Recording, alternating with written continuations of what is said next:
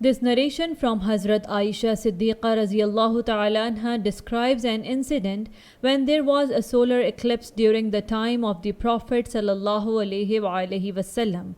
The Prophet ﷺ led the prayer and stood for a long time in the first rak'ah after reciting, then made a long ruku bowing, then stood again for a long time after rising from ruku but shorter than the first standing. He then performed sujood prostration, and in the second rak'ah he did the same actions as he did in the first rak'ah, with the first standing being longer than the second, and the first ruku being longer than the second. The Prophet ﷺ completed the prayer while the eclipse had ended.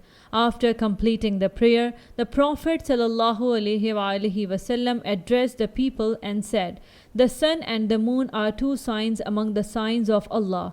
They do not eclipse because of someone's death or life. So when you see them, invoke Allah and pray until the eclipse is over." Then he said, "O Ummah of Muhammad ﷺ, no one can compete with Allah in his actions."